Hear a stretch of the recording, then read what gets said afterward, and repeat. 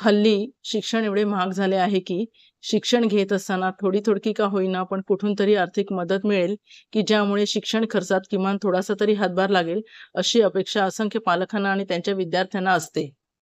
आणि म्हणूनच सरकारतर्फे अनेक वेगवेगळे शिष्यवृत्ती योजना देशभरात राबवल्या जातात. आज आपण देशातील अशाच एका नवीन शिष्यवृत्ती योजनेची माहिती घेणार आहोत. देशभरातील इंजिनिअरिंगचे शिक्षण घेणाऱ्या विद्यार्थ्यांसाठी एका नवीन शिष्यवृत्ती योजनेची माहिती देण्यासाठी मी विप्रा अपडेट्स मराठी या माझ्या यूट्यूब चॅनलमध्ये आपल्या सर्वांचे स्वागत करते. आजच्या या शिष्यवृत्ती योजनेअंतर्गत देशभरातील इंजिनिअरिंगचे शिक्षण घेणाऱ्या विद्यार्थ्यांना याची मदतच होईल. त्यामुळे व्हिडिओ अगदी शेवटपर्यंत पहा. व्हिडिओ आवडल्यास व्हिडिओला लाईक करा, शेअर करा आणि अशाच प्रकारच्या नवनवीन अपडेट्ससाठी माझ्या विप्रा अपडेट्स मराठी या यूट्यूब चॅनलला सबस्क्राईब करा. अखिल भारतीय तंत्र शिक्षण परिषद म्हणजे AICTE यामार्फत आता यशस्वी 25 ही नवीन योजना राबविण्यात आलेली आहे. सर्वात आधी आपण यशस्वी 25 या योजनेचा फुल फॉर्म पाहूया. Young achievers scholarship and holistic academic skill venture initiative म्हणजेच यशस्वी 25. या योजनेअंतर्गत देशभरातील इंजिनिअरिंगचे तसेच तंत्र शिक्षण घेणाऱ्या विविध विद्यार्थ्यांना प्रोत्साहन मिळावं असा शासनाचा हेतू आहे. आता या योजनेसाठी असलेले नियम, अटी तसेच अर्ज नेमका कुठे करायचा आहे आणि इंजिनिअरिंगचं शिक्षण घेणाऱ्या विद्यार्थ्यांना याचा किती फायदा होऊ शकतो याविषयी सविस्तर माहिती आपण या व्हिडिओच्या माध्यमातून पुढे पाहूया. इंजिनिअरिंगच्या वेगवेगळ्या शाखांमध्ये पदवी म्हणजेच डिग्री आणि पदविका म्हणजेच डिप्लोमाचं शिक्षण घेणाऱ्या विद्यार्थ्यांसाठी यशस्वी 25 स्कॉलरशिप योजना खूपच महत्त्वाची आहे.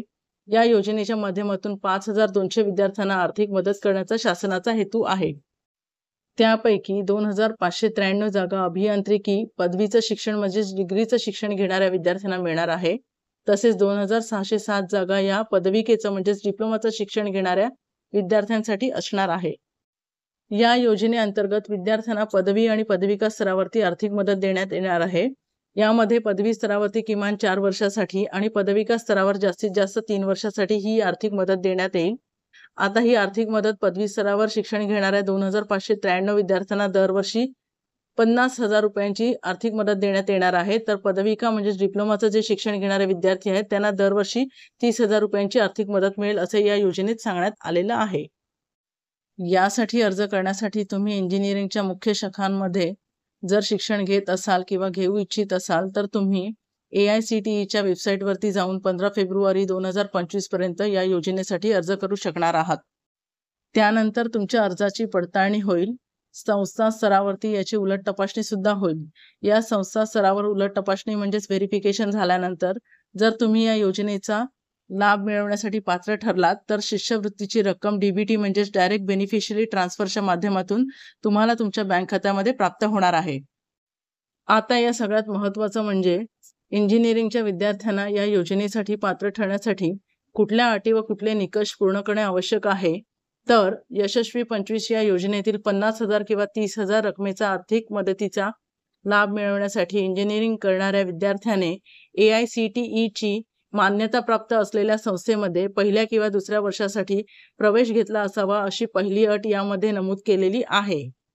त्यानंतर दुसऱ्या अटीमध्ये असं नमूद केलेलं आहे की अर्ज करणाऱ्या विद्यार्थ्याचं कौटुंबिक उत्पन्न हे वार्षिक 8 लाखांपेक्षा अधिक असता कामा नये.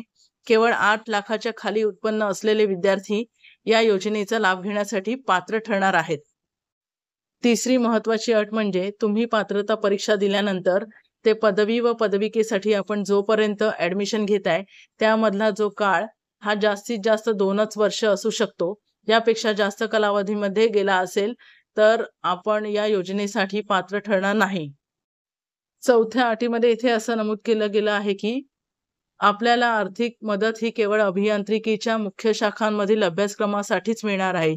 जर विद्यार्थ्यांनी पुढे जाऊन दुसऱ्या शाखेमध्ये प्रवेश घेतला तर त्या क्षणी तो विद्यार्थी मिळणाऱ्या या आर्थिक लाभासाठी अपात्र होईल आणि त्याला तोपर्यंत मिळालेली जी आर्थिक मदत आहे ती शिष्यवृत्तीची रक्कम ती त्याला परत करावी लागू शकते.